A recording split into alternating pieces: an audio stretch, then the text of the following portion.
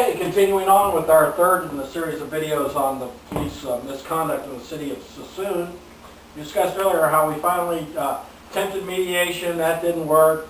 Tried a citizen's arrest upon the recommendation of the Suisun Police, that didn't work. Now we went to get a restraining order when they failed to show up for mediation, and we heard the case was heard by Judge Alberta Chu, then Solano State County Courts there, and the state police officer's daughter went to go get a counter restraining order at the same time, and she tried to present the case as I'm a victim of domestic violence, this man is violent, he's threatened my family, and they wouldn't believe her, so she had to pay the fee to get it, but she was granted the counter restraining order at that time.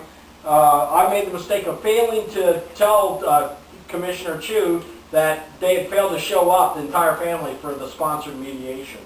But with the restraining order in effect, they failed. The Suisun Police arrived at 3:30 in the morning, and they failed to enforce the restraining order despite the music playing in the background.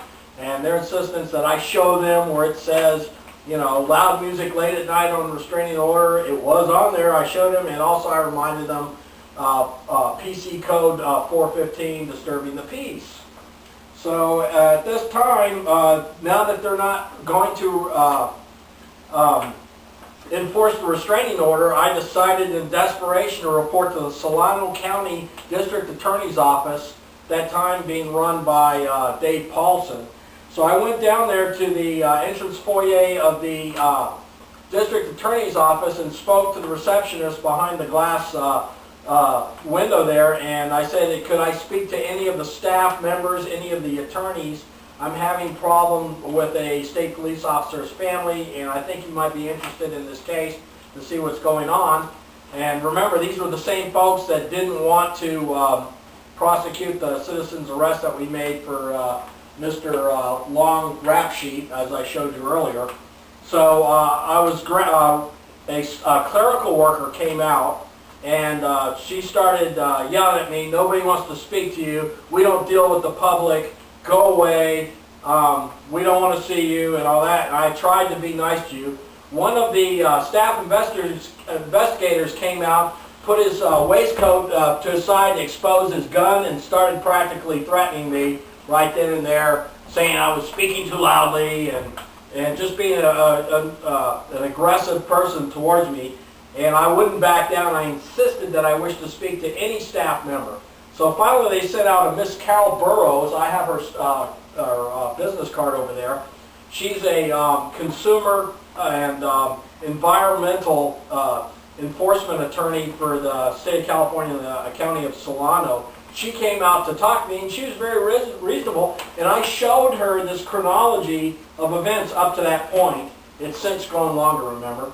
And she went, and we pulled out the applicable California civil codes regarding disorderly homes and nuisances and what could be done. And her advice was, why don't you take them to small claims court and file a case? And so I said, okay, we'll proceed that route. Remember, the authorities here told me, why don't you do this and why don't you do that? And every time we made those moves and filled in those squares, they would say, well, sorry, we can't do anything. So talk about getting a runaround at great expense. We went ahead and talked to the small claims advisor, and he said, yes, you have a right to the quiet enjoyment of your home, and legal precedence has been established where the courts will hear your hearing, and if you can show cause and show evidence, yeah, you could win this case. So I was quite confident that that could be done based on the volumes of documentation, the videos, the restraining order, the witnesses, you know, the whole gambit of stuff. So on May the 1st through June the 18th, before we went to the DA's office, again, we were woken up in the early hours of the morning by loud music, and they don't want to enforce the codes. So we got docketed a small claims court, and I listed the homeowner, Mr. Sukhdev Singh, as a co-defendant, along with the state police officer's daughter, who's the signatory to the lease agreement. And so we went down there on the 21st of June 2007 for this case to be heard. when I got to the courtroom, there was a piece of paper out there saying, for your case to be heard, you must sign a waiver that a judge pro tem, a temporary assigned judge, can hear the case. Well, not knowing any better, I went ahead and signed the waiver, and I proceeded into the courtroom, and I took along with me my son. It's interesting to note that my son himself is a auditor and field investigator for the state of California, and as such, he helps prepare cases of fraud and that sort of thing, presents it to the enforcement attorneys, and quite often my son has to testify in court, so he's familiar with court proceedings to some extent, often being a witness for the state of California. So he is my son, so and he has also been witness to a few of these things before he became upwardly mobile and moved out and became educated and got a career. And so he came along, and the judge that day was a Robert Jabon, who is a vice president of Solano, former vice president of Solano County Bar Association, and is a civil litigant attorney in the city of Fairfield. And so I went in there, and it was pretty interesting. He waited, he docketed our cases, the last case of the day, and he quickly dismissed all the other cases, and then finally we were alone. But they didn't figure that my son was going to be there, nor did they figure that I was going to bring all this documentation and more. So I argued the case, presented all the evidence, and as I tried to do that, Judge Devon says, I don't have time to listen to your case because there's so much evidence, and so because there's so much evidence, there is no evidence. So therefore, and I like to party too, he said. I like to hold large parties at my house, so therefore there's no problem here, as far as he was concerned. At that time, the police officer's daughter attempted to pass a crudely written note from this fellow who lives down the street who had once come onto the property and attacked me and screamed racial slurs at me, and he was drunk, and we have a police report on that and a photograph and a witness's statement concerning that. So she attempted to pass that note to the judge as proof that there was no problem here, and I successfully impeached that by producing the witness, the police report, the photograph of my scratched face, and all that. And Judge Jabon got furious at me and said that I was making things difficult for him. Indeed. And so he said essentially there is no evidence. It was very obvious to all, including the bailiff and the court reporter, that this judge did not, for some reason, didn't want to perform his judicial function that day. We're very curious as to why, and I think an ethics review of that case should be in good order. Because despite all the evidence, the first thing out of his mouth is, there is no evidence because there's so much evidence. I don't have time. I like to have parties too. Is this the standard of justice that we're to expect in the state of California now? And if so, why? I asked. And it's all Greek to me. I can't understand this Japanese arithmetic that they're trying to pass here. Okay, so I left out of there, and I wrote the district attorney's office, and here's the letter to Miss Burroughs and the staff, a copy to the district attorney explaining all the facts, the witnesses, all the evidence, the neighbor statements, all that stuff. And I said, I suspect that there is a rat here of immense proportions because this all doesn't add up. Okay, September the 29th, 2000, family, the police officer's family starts a 2-day party, okay, 2 days. Normally, people have a party, it's an hour or two, you know, early in the evening, you know, occasionally it might be a little bit later, but a 2-day party, okay? This means people coming onto the property all day, all night, screaming, yelling, okay, and of course the police again have to come 3 times and they're called 5 times. The guests are coming onto my property and it's caught on videotape. You're going to see it in the next set of videos, all the security camera footage. She cited the police officer's daughter is cited and a report is supposedly sent to the DA's office, but she isn't arrested or taken into custody.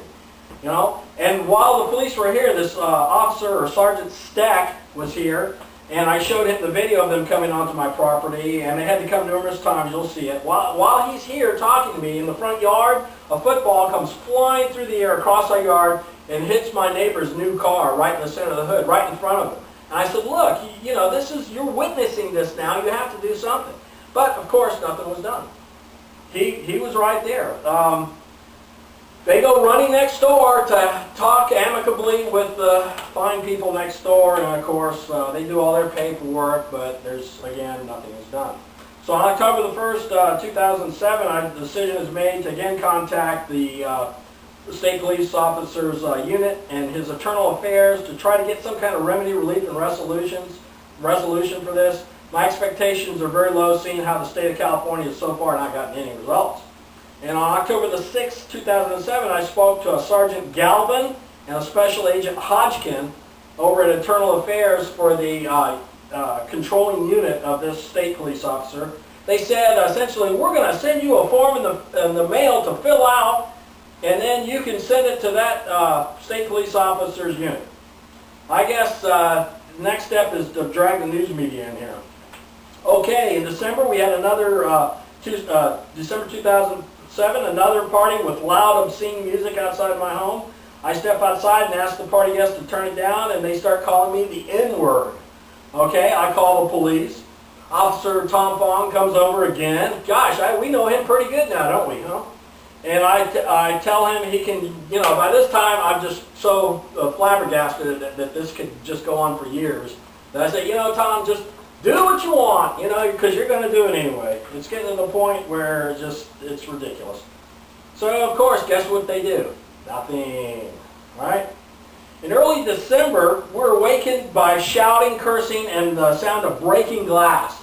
I don't know about you, but if you live in the neighborhood and you hear cursing and shattering glass in the early hours of the morning, wouldn't you be kind of concerned, you know? It's not a good sign, you know? So I find the police officer's son with the shattered rear window. Apparently they'd taken a piece of pipe, large diameter pipe that had been out there along with the other construction debris, you know, the trash and code violation. They took it and they ramrodded it through his back window. I don't know why, but that's what we found the following morning. I took a picture of it. I got it right over here.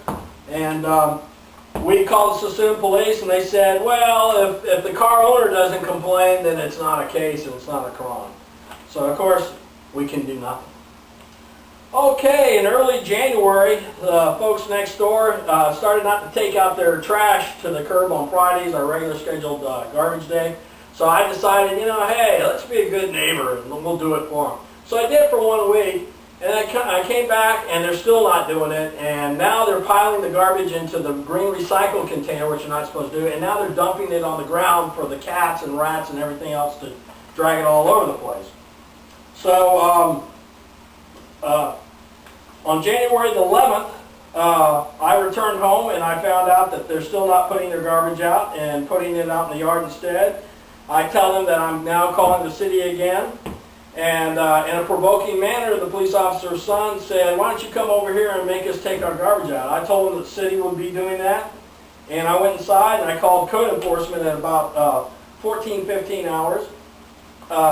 At about 15 minutes later, about 14:35, I attempted to leave to go pick up my son, and I go outside and I found the Suisun Police out there, and it's all on video, accusing me of disturbing the peace. And I explained to them, we have had enough. You guys have not done anything in 3 years with all the nuisances, failing to enforce restraining orders, didn't show up for mediation, no relief from the courts, the DA's office, nothing can be done. You know, neighbors are complaining, but nothing can be done, you know.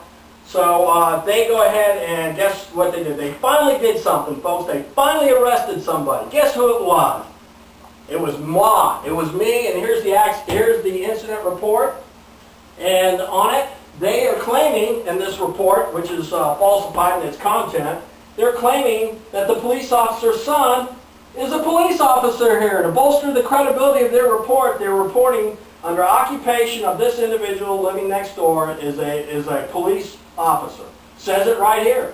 Did you know that claiming that somebody is a police officer but they're really not, that's a crime? Did you know that? If I went and said, hey, I'm a police officer and I'm not, guess what? Impersonation of a police officer, claiming that you're a police officer is a crime.